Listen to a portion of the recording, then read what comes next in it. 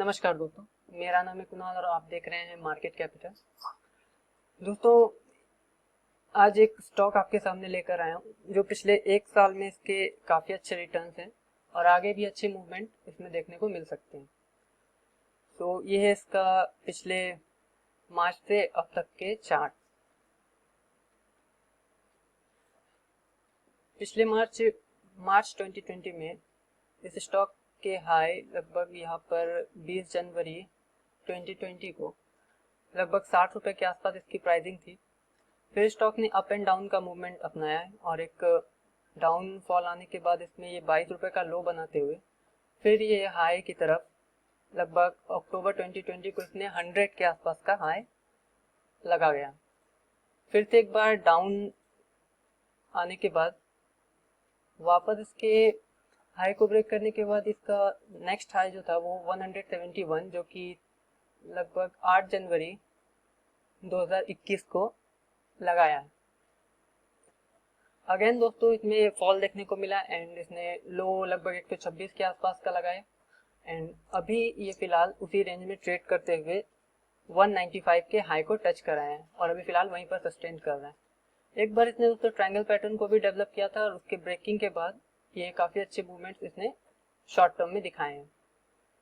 तो आगे भी इसमें ऐसे मूव एक्सपेक्ट किए जा सकते हैं, इसलिए स्टॉक मैं आपके सामने लेकर आया हूँ।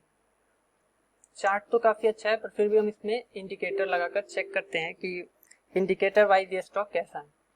तो यहाँ पर हमारे पास 200 डेज का मूविंग एवरेज है, 100 डेज का एंड 50 डेज। 100 डेज, 200 डेज और 50 डेज की मूविंग एवरेज इस स्टॉक के साथ साथ लगभग काफ़ी अच्छे मूवमेंट के साथ इसके साथ चलते जा रहे हैं और ये स्टॉक इसके ऊपर सस्टेन करता हुआ काफ़ी अच्छे तरीके से हाई पर हाई लगाया जा रहा है। तो इसके 200 डेज के जो प्राइस अभी फिलहाल निकल कर आ रहे हैं वो है 133 पर और 100 डेज के प्राइस जो आ रहे हैं वो है 155 एंड 50 डेज के जो मूविंग एवरेज है उसकी प्राइसिंग है 167 और अभी फिलहाल ये 167 के ऊपर ही होल्ड कर रहा है 179 के करंट प्राइस के साथ। तो ये तो इसके चार्ट हैं जो कि काफ़ी अच्छे दिख रहे हैं और मूविंग एवरेज के बेसिस पे भी ये काफ़ी अच्छे मूवमेंट दिखा रहा है। अब हम इसमें RSI लगाकर देखते हैं कि RSI क्या बता रहा है। तो RSI आ चुका है।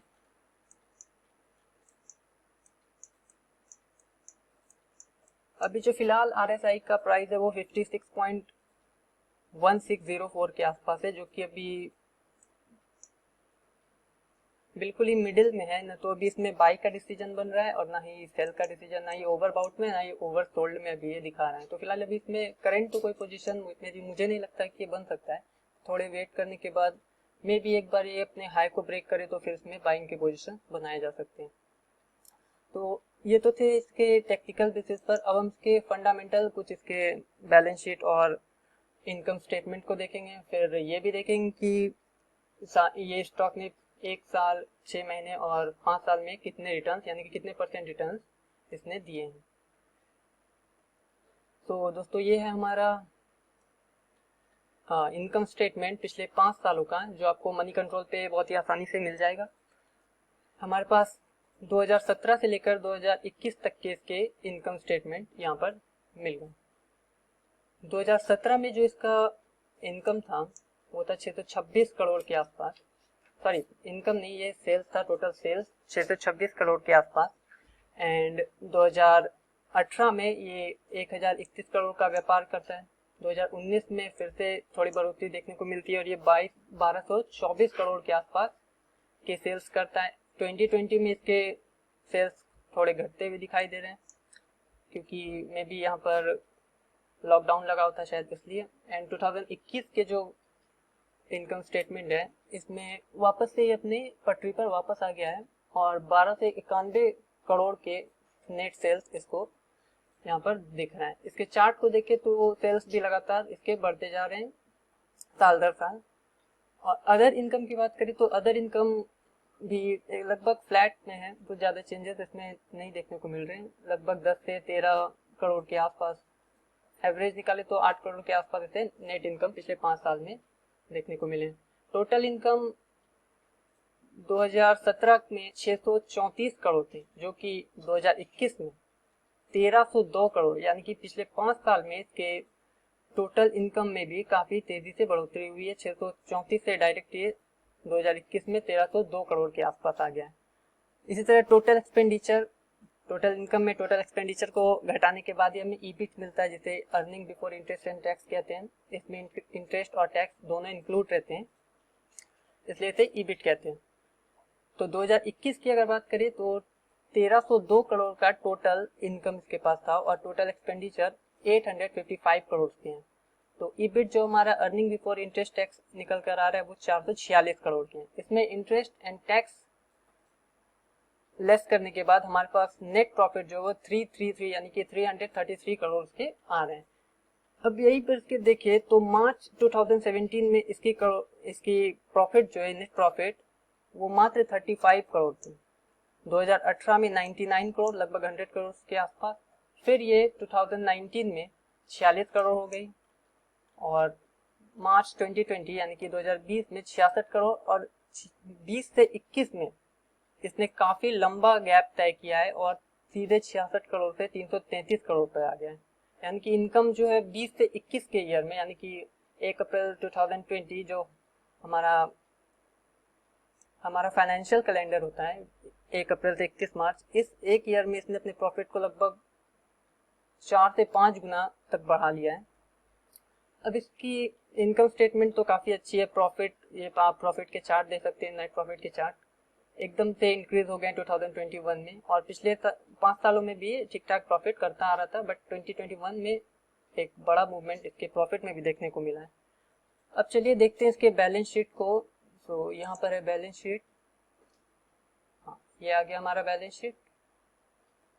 तो ये हमारा बैलेंस शीट है, ये भी पिछले 5 सालों में 5 सालों का बैलेंस शीट हमारे सामने है और ये पिछले 5 सालों में 17 से 21 के बीच शेयर कैपिटल में कोई भी बढ़ोतरी देखने को नहीं मिली है, जो कि काफी अच्छी बात है क्योंकि कंपनी जितना शेयर इसने शुरुआत में इशू किया था वो उसी शेयर कैपिटल के साथ अभी तक बनी हुई है। इसने शेयर कैपिटल में कोई भी बढ़ोतरी नहीं की। इसके बाद नेक्स्ट जो है ये हम अभी लायबिलिटी साइड देख रहे हैं, इसके बाद एसेट साइड भी देखेंगे। सरप्लस, रिजर्व एंड सरप्लस जो है वो मैंने बताया भी था कि ये एक पिगी बैंक जैसा होता है कंपनी के, जो भी इसके प्रॉफिट्स होते हैं उसमें से जो भी ये बचा सकती है वो अपने रिजर्व एंड सरप्लस में रखती है ताकि ये बुरे वक्त में कंपनी के काम आए। तो रिजर्व एंड सरप्लस 2017 में 144 करोड़ के आसपास थी, 2017 में 144 करोड़ थी, जो कि ये 2021 में अचानक से एकदम 5 सालों में इसने अपने रिजर्व एंड सरप्लस को भी 5 गुना कर लिया, लगभग 664 करोड़ के आसपास इसने अपने रिजर्व सरप्लस को बढ़ा कर लिया है। करंट लायबिलिटीज जो है वो ये एक अच्छी बात है कि करंट लायबिलिटीज साल दर साल इसके घटते जा रहे हैं और 2021 में जो है ये मात्र 74 करोड़ के आसपास इसके करंट लायबिलिटीज बचे हैं, जो कि 2017 यानी कि 2017 में देखे तो 250 करोड़ के आसपास थी। तो लायबिलिटीज घट रही है, जो कि काफी अच्छी बात है। और अदर लायबिलिटीज जिसमें में भी लॉन्ग टर्म लायबिलिटीज भी हो सकती है, ये इसके यहाँ पर देखने को मिला है कि ये बढ़ रहा है। वो भी कुछ खास नहीं, बस 6-7 करोड़ के आसपास इसने अपने लायबिलिटीज को थोड़ा बहुत बढ़ाया है, जो कि ये मार्च 2021 में फिलहाल अभी करंट जो 21 करोड़ की इसके पास अदर लायबिलिटीज हैं और टोटल जो ये लायबिलिटी साइड है बैलेंस शीट का 777 करोड़ टोटल लायबिलिटीज निकल के आ रही है। अब इसके एसेट साइड को देखें तो नेट एसेट नहीं, फिक्स एसेट्स जो है वो 2017 से 2021 तक लगातार बढ़ते हुए फॉर्म में दिखाई दे रहे हैं। आप इसके यहाँ पे चार्ट भी देख सकते हैं, लगातार फिक्स एसेट्स जो है बढ़ते जा रहे हैं। में भी कंपनी का काम काफी ग्रो पर है। करंट एसेट्स जो हैं, ये भी करंट एसेट्स खैर इतने मायने नहीं रखते क्योंकि ये 1 साल के अंदर ही सोल्ड हो जाते हैं, मतलब कंपनी से निकल जाते हैं, फिर नेक्स्ट करंट एसेट्स जो है वो लाए जाते हैं। टोटल एसेट्स जैसे कि टोटल लायबिलिटीज 777 करोड़ था, तो टोटल एसेट्स भी उतना ही होगा। अदर एसेट्स इसके पास अभी 2021 में 31 करोड़ के हैं। अदर एसेट्स में दोस्तों जैसे कि कुछ इन्वेस्टमेंट या किसी अदर कंपनी को दिया हुआ लोन एंड एडवांस, ये सब अदर एसेट्स में आ सकते हैं। तो ये था इसका बैलेंस शीट, जो कि मेरे ख्याल से बहुत ज़्यादा अच्छा है। इसने अपने शेयर कैपिटल में कोई भी बढ़ोतरी नहीं की है और एसेट्स इसके लगातार बढ़े हैं और अदर एसेट्स भी ठीक ठाक बढ़ते हुए फॉर्म में दिखाई दे रहे हैं। चलिए अब इसके एक रेशियोज पर हम लोग नजर डाल लेते हैं कि फाइनेंशियल रेशियोज कैसे हैं। जिससे हमें इसके अर्निंग और पी रेशियो वगैरह सब चीज़ देखने को यहाँ पर मिल जाएंगे। तो हम यहाँ पर आ जाते हैं रेशियो पर। रेशियो में जो है सबसे पहला हमें दिख रहा है यहाँ पर basic EPS. EPS that means earning per share. Earning per share जो है ये जितना ज्यादा कंपनी के पास मतलब इसका रेशियो जितना ज्यादा होता है वो उतना ही वो कंपनी अच्छा ग्रो करती है, ऐसा माना जाता है। लगभग 20 के आसपास का ईपीएस सबसे बेहतरीन माना जाता है, इससे ऊपर है तो और भी अच्छा है। तो 2017 में अगर इसका हम ईपीएस देखें तो ये 2.14 का है, जो कि मेरे ख्याल से ये कुछ खास नहीं है 2017 में। बट अब जो ये 2021 यानी कि 2021 का ईपीएस है ये देखने लायक है। ये 20.13 यानी कि 20.13 के आसपास पहुंच गई है, जो कि ये काफी अच्छा ईपीएस यहाँ देखने को मिल रहा है। इसके बाद देखें तो फेस वैल्यू इस कंपनी में 1 रुपीज के आसपास का, जो हमेशा से ही 1 रुपीज के आसपास ही था। अब इसके वैल्यूएशन रेशियोज देखते हैं इसी रेशियो में। तो पीई रेशियो दैट मीन्स पर ये प्राइस टू अर्निंग रेशियो, जो कि ऐसा कहा जाता है कि पीई रेशियो जितना कम हो वो उतना ही ज्यादा कंपनी ग्रो करती है, यानी कि वो अच्छे वैल्यू पे अभी आपको मिल रही है।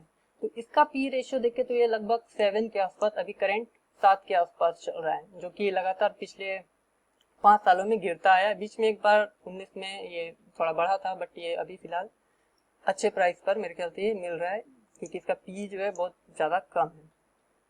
इसके बाद पीएस रेशियो देखे यानी कि प्राइस टू सेल्स रेशियो, तो ये भी काफी अच्छा है, 1.80 के आसपास है। इसके पिछले साल 2 सालों में ये काफी कम था, लेकिन अभी ये फिलहाल काफी अच्छा यहाँ पर देखने को मिल रहा है। अब ओवरऑल एक कंपनी का व्यू लें तो आप यहाँ देख सकते हैं रेवेन्यू जो है इस कंपनी की, रेवेन्यू एनुअली बेसिस पर इसके चार्ट काफी अच्छे हैं, जो कि लगातार मैंने अभी आपको बताया भी कि इसके रेवेन्यू काफी तेजी से बढ़े हैं। अब रेवेन्यू बढ़ा है तो नेट प्रॉफिट जरूर बढ़ेगा, और नेट प्रॉफिट तो और ही कमाल का बढ़ा हुआ है।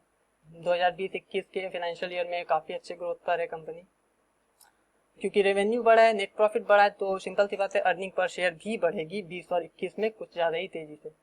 2020 में अर्निंग पर शेयर 4.04 की थी, जो कि अभी 20.13 यानी कि 20-21 में इसने कुछ जादू किया है और काफी तेजी से अपने आप को ग्रो किया है। अब आरओई देखें, रिटर्न ऑन इक्विटी, तो रिटर्न ऑन इक्विटी भी इसका 949 के आसपास है, जो कि बहुत ही कम कंपनियों में देखने को मिलता है, क्योंकि ज्यादातर कंपनियों में 30-25 के आसपास ही आरओई देखने को मिलता है। आरओई मतलब रिटर्न ऑन इक्विटी, तो ये इसका 49 है, जो कि बहुत ही अच्छा है। अब एक खास रेशियो जो बच गया है वो देख लेते हैं, ये है डेब्ट टू इक्विटी रेशियो। डेब्ट टू इक्विटी रेशियो तो इसमें कुछ है ही नहीं। 2017 में इसके पास 0.85 का डेब्ट इक्विटी रेशियो था, यानी कि इसके पास जो कर्ज है वो इसके इक्विटी के मात्र 0.85 हिस्से, जो कि 2018 में बिल्कुल ही खत्म हो गया, 2019 में भी खत्म है, 2020 में भी खत्म और 2021 में भी 0 के बराबर है, कुछ नहीं है, यानी कि वर्चुअली ये कंपनी डेब्ट फ्री देखने को मिल रही है।